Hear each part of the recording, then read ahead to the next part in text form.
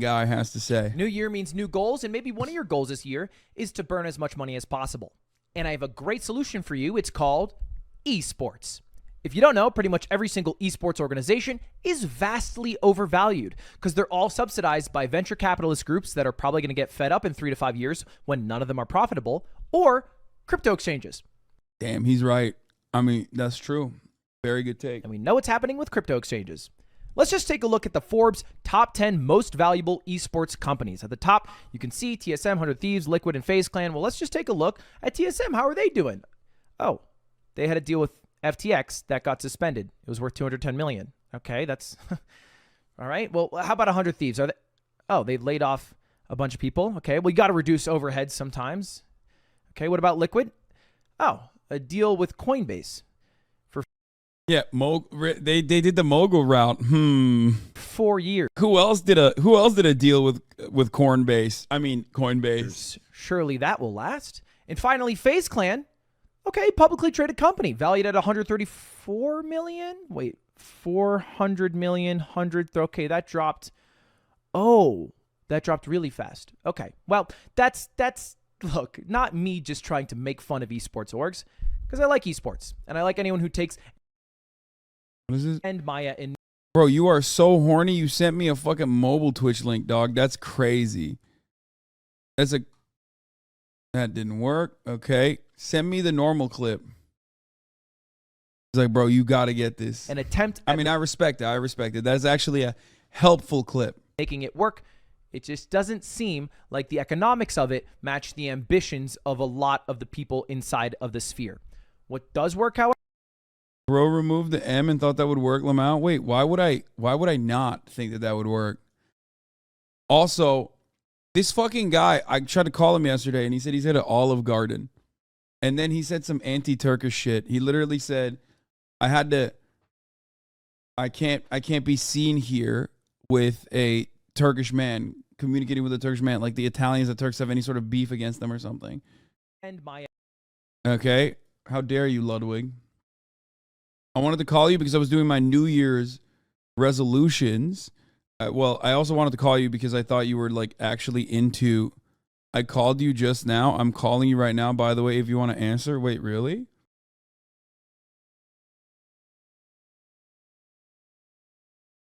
Anyway, all right, let's watch this guy. Let's watch this fraud. However, content teams, influencers, signing content creators, which a lot of esports orgs do, and that seems to be the profitable part of their business, and it's also what some content teams do. I mean, take offline TV, for example. You put all these people in a room, they print out multiple million view videos that they can sell giant sponsors on. I mean, pretty much every one of their videos has a sponsor, and they're getting buku bucks for that with pretty low overhead because they each have their own individual careers. Now, imagine you could combine the content team of OTV with maybe the more rigid structure of an esports org, and you end up with something like OTK, One True King, a streamer-backed esports org that doesn't really do esports. I mean, they had a team in World of Warcraft, but they dropped the team, so they're pretty much just sticking with the good old-fashioned content creator route, which is smart because they're not only able to sell sponsors on the watch hours of all the people inside the org, they're also able to sell things directly to consumers with businesses they start, like Starforge Systems. I mean, imagine if I had swipe bidets and then I have a Starforge PC that I'm streaming out of currently. A team of 10 creators that I worked with all the time, and they all sold swipe bidets individually, we'd get a lot of buttholes clean in the new year. Yeah, so it was makes free, sense. yeah. And don't just take my word for it. Let's look at the most popular Twitch teams by hours watched. Obviously, G Fuel at the top. They have 671 creators. This is literally XQC, which is crazy. The number for luminosity is that high because of XQC.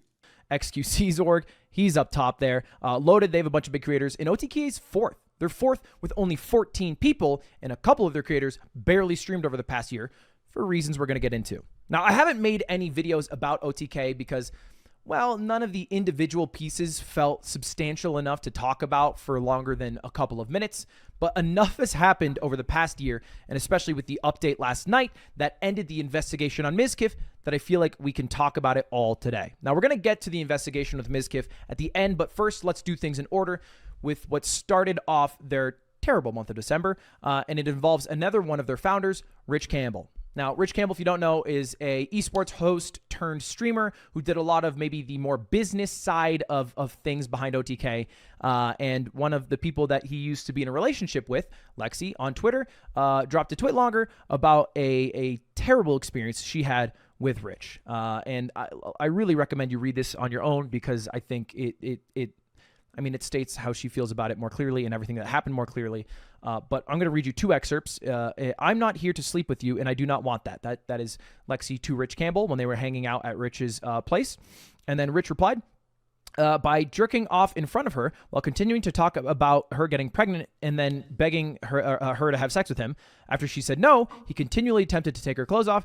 She kept saying no, and at the very end, he rolled her over and put himself inside of her and finished unprotected. That was hard to read, but it is a clear picture of sexual assault, rape, just outright. Now, Rich hasn't replied to this yet, but there were a lot of text messages that backed up them being together at that exact moment, him asking her to come over, etc. And it ended off with a text from him to her right after it ended with the same timeline saying, "You okay?" So I believe the account. You can wait for Rich Campbell's statement, which hasn't come out yet, but it's pretty clear that OTK also believes the statement, or at least is concerned enough about it that they instantly, and I mean instantly, dropped him. Within like hours of the statement coming out, he was booted from OTK, which is big. I mean, he's one of the founders of it, and they kicked him out. So that was a terrible thing to happen. But the next week, the troubles didn't end for OTK as a whole because they lost a huge part of their organization, Jay Schlatt. Now, it doesn't take a rocket scientist to tell you the value that Jay Schlatt has on the YouTube algorithm.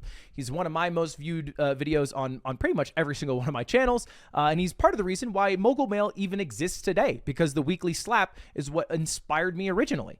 And he mutually agreed to leave OTK. Now, it might not seem like a big hit because, he's not much of a streamer. He doesn't stream too often, so many people didn't even know he was in OTK. But if you look at OTK's YouTube channel, that has almost 600,000 subscribers, that was built by Jay Schlatt. Let's just take a look at the top 10 most viewed videos. 9 of them are involving Jay Schlatt. He's like 13 of the top 15. He is OTK YouTube, and I think that's a big thing to lose. And then the week after that, which was actually just last night, we finally got the end to the investigation on Mizkif over the alleged sexual assault cover-up involving his best friend at the time, Crazy Slick. And now, if you don't know, this was basically a third-party law firm that OTK hired to investigate Mizkif, to which a lot of people, I think, understandably were upset about. They're like, okay, well, aren't you just investigating yourself? But who is supposed to do the investigation? If there were no charges filed by the police and they aren't doing an investigation, it's not like someone's going to magically get up and do it. You kind of have to hire someone to try to absolve yourself. But even if we just ignore the entirety in the investigation, I think it's pretty safe to say that a lot of the allegations made in the original tweet by Trainwreck were outright false. I covered this in a video I made yesterday called I Lied, but if we just go over it one more time again, there was no blackmail. Not an iota of blackmail was seen. When Train said, "Are you going to send Maya and Mitch to cover up sexual assault?" Maya said on a stream that she would have gone on her own volition. And then as far as the one thing that did age really poorly and that was pretty bad of Mizkif, aka this clip, well, let's just play my reaction here. Single person that we used to hang out with that doesn't hang out with Slick anymore because of what happened. I actually think there's literally none. Because the reality is, worst comes to worst of it, it's fucking like... He timed that. He did that on purpose. He did the water thing on purpose. Sexual harassment, right? I mean, no one... of what you can deem of it, it's sexual harassment, whatever. Now, this was a clip from Miz that was on his alt stream that didn't sound so nice in the moment, and this is what I said about it. At a low scale, it's not really a big deal. I don't think people really gave a shit. This is Miz speaking way too candidly and way too stupidly about sexual assault, saying it's low scale, like there's a tier list that we have to drop every year on what sexual assault we need to rank S tier, what sexual assault we need to rank F tier. And I lambasted him a bit for that comment because it was pertaining to sexual assault, which is like a big deal. But I was wrong. He wasn't talking about sexual assault at the time. It was only known that Crazy Slick, his roommate at the time, sexually harassed Adriana. That's based off her words. Listen to this. Question. I've only recently figured out and found out, especially without sitting, that it's sexual assault. So I feel like that covers it. I'm just playing that clip. Okay, all the stuff was known at the time. I talked about this pretty extensively, okay? All the stuff was known at the time. I talked about this pretty extensively. I think that the expectation of like a normal person to be this careful is a valid one, right? To be careful enough to make sure that you deal with this in a delicate way because it is a delicate matter is an understandable and normal one. I don't think it's like above board. I don't think it's beyond. I also maintain the position that you can be a good person overall, which I believe still to this day, Maya is a good person overall, who did something in that moment, intentionally or unintentionally, that was bad. Okay? This was my assessment on the situation. And personally, I told you guys this. Like, I love Maya. I think Maya is a great person overall. She did a wrong thing there. And she recognized that she had done a wrong thing. And she very quickly owned up to it, and also said that she should not have done it. She should not have gone there. The implication alone was damaging. Okay, the implication alone was damaging in that situation. Okay. Question mark didn't do anything wrong. Listen, my friend, I am not going to have a conversation with gamers about how to deal with situations where sexual assault or sexual harassment or whatever you want to fucking call it, but still sexual assault has happened. Okay, like we're way past that point. Okay, we're not gonna rehash this over and over again. Okay, even at the time, literally when Adriana wrote her twit longer, my reaction to it was the same. Which was, and this was before she came out later and said that, that twit longer was wrong. I actually personally think that it was sexual assault. I was groped. Crazy Slick is a bad person who did this to me and everything else that. Well, okay, not trying to create a thing here, but have you ever addressed this clip of you meeting Adriana Lee? What? This has 861 views. What the fuck am I? What is this? I don't understand. Like, what? Address what? What's up? How's it going? Doing all right. How are you doing? Doing okay. Good to meet you in person. Are you ready? Yeah. What's this? 3, 2, 1. This is it? What would you like me to address about this clip? What would you like? No. I want to know what the chatter wants me to address from this clip. What am I supposed to do in the clip?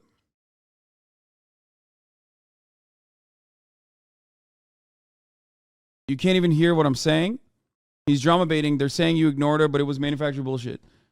This is in the middle of like that's so offensive. Wait, what? What's offensive? Oh, you permed him already? Aw. I wanted to see. I wanted to see what they were. I wanted to see what they wanted out of the situation. Like what's up? I was signing a waiver to go into the death pit at that moment in the middle of TwitchCon. That's why I was on my phone. But I don't know. I don't know what you would like me like. What's up? That clip doesn't make you look good. This seems like a gotcha clip. I mean, but it's not even a thing. Like, it's not even a thing. Sorry. Fucking idiot. You happy? Did you get what you wanted out of that? Was that exciting for you?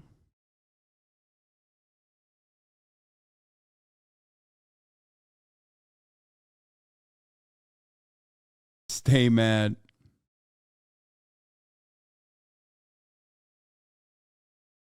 Incredible.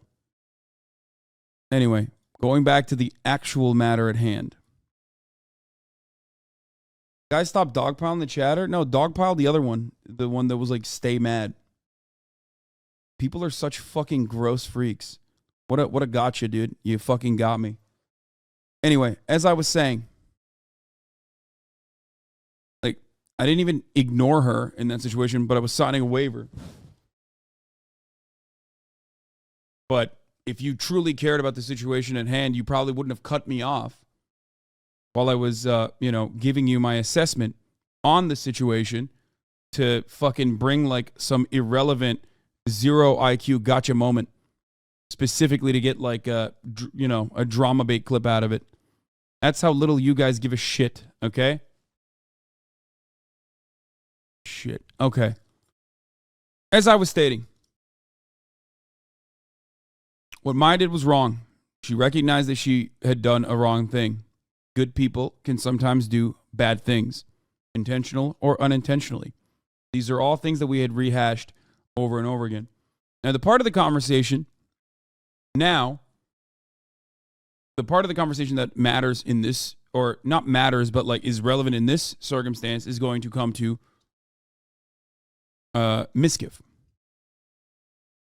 Now, my assessment on this is not even that Miskiff has gotten this extended cancellation because of his involvement in this process, but rather how he conducted himself. Okay? How he conducted himself in the immediate aftermath on the phone call, and how he conducted himself in the in the subsequent month after. That was bad. That was so bad that it was literally the same as like the other clip that Ludwig was talking about. Let's watch Ludwig's coverage of it, and I'll give you my assessment on it. It is totally coincidental that I happened to upload that video yesterday or 2 days ago, and then they did this announcement yesterday. Obviously, I have no clue that this was coming. Otherwise, it would have been great to just wait a day, and that would have covered it. But yes, rehashing a lot of the original claims of Miskiff covering up sexual assault don't seem to be true. What is true, and what OTK did punish him for, were his actions on his comeback stream October 11th, which demonstrated a lack of empathy and ignorance towards the seriousness of the situation. Now, I never made a video about this. I never really talked about this, so a lot of you might not know. But after the initial apology that Miskiff made on Twitter, he kind of went radio silent for a while. He didn't stream for a long time, and then he suddenly was like, I'm going to come back and I'm going to stream. Fine, that's up to him. You know, the investigation wasn't over. It was going a while. He missed streaming. But his comeback stream was, to put it lightly, embarrassing. It started with an hour of him basically stalling because Hasan and XQC were both reacting to him to try to see what he was going to say about the investigation or what he was going to say about the entire situation. And Miskiff, in response to this, played Super Mario 64 and said, I'm going to keep playing until you guys stop watching me. And they didn't. So then he eventually ponied up, and then he said, I have no news. But also, he like played a clip. He said it was an accident, but still, like, which by it was a bunch of itself shit. would just be like, you know, kind of embarrassing. But then he also had this moment, which was really just dumb. No matter what, dude. One of my things. Now, this is a tattoo artist who talks about how good he is at cover-ups, specifically with bad tattoos. I am a master at cover-ups and reconstruction. Me too, for 4 years. Excuse me? I think this will not look good like this. Like, let's.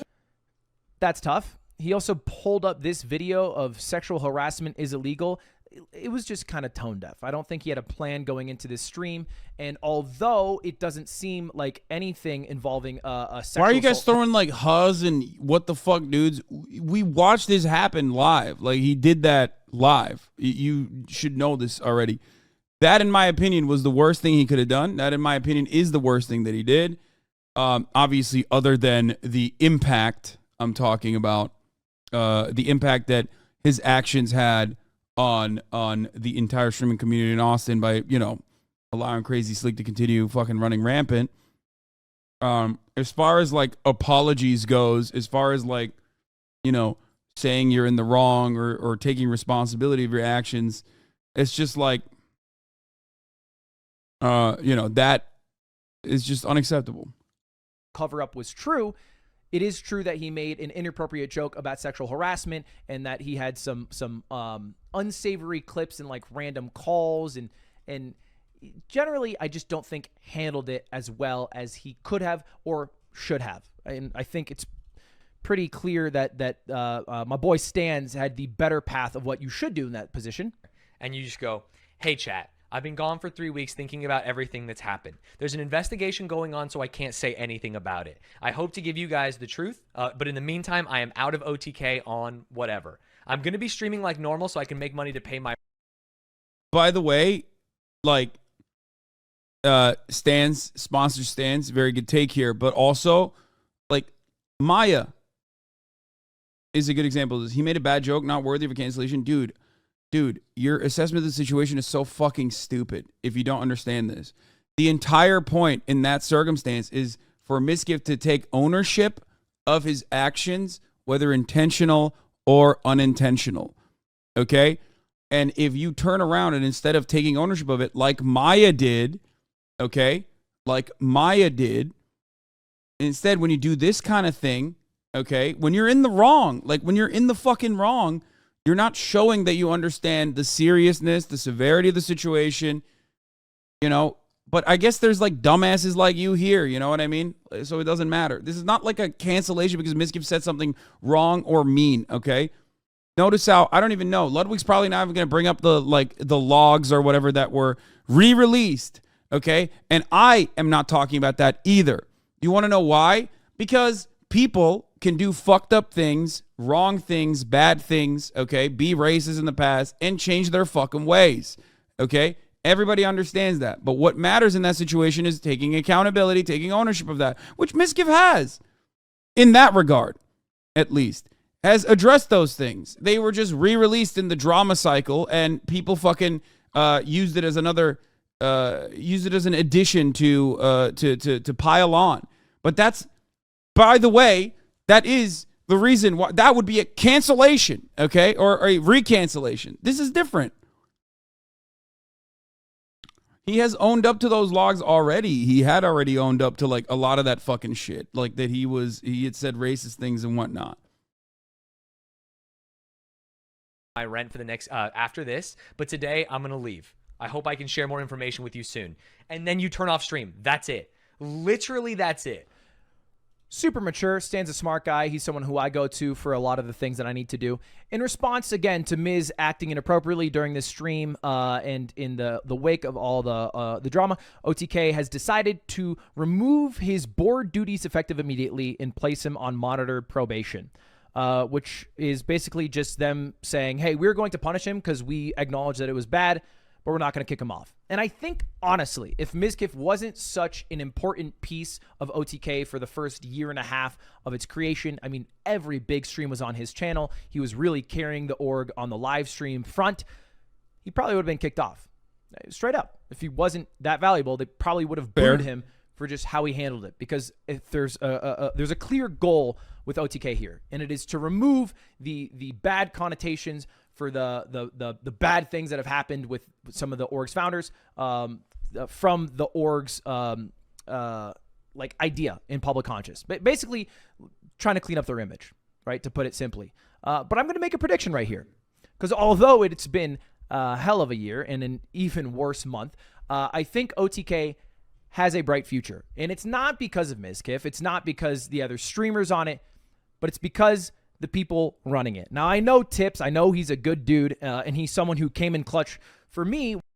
He's the one who got me my PC, by the way. Shouts out to Tips. When I was running my Smash event and my chess boxing event by helping out, by sponsoring with Starforge. And I know he's got a good head on his shoulders. He's a smart guy, and I think he'll take the org good places. And he's joined by Zach Diaz, another guy who I know is a super good dude. Also a great guy. Used to work at Twitch, for the record. Big lefty. You know, he's a good dude as well. Who worked at TikTok and Twitch. So barring any other drama and barring these two guys leaving the org, I think OTK will probably stick around, although they will always have a bit of a stained reputation with some, and that's just a battle that time will defeat. And that's about it. I think that covers pretty. Big lefty, now a capitalist? The fuck? What do you mean? He is. What is he, not supposed to work a job? Like, what the fuck are you talking about?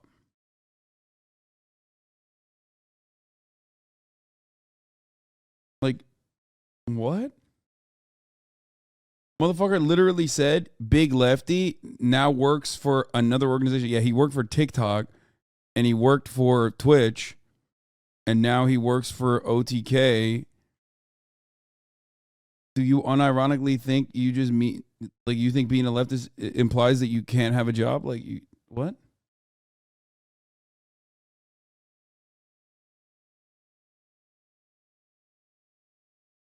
If you can't change everything, you shouldn't change anything. What? Dumbass take? Dark humor defense. If you can't change everything, you shouldn't change anything. If you can't change the systems, you shouldn't have a job. What? I was being sarcastic. Oh, okay. Anyway. Okay.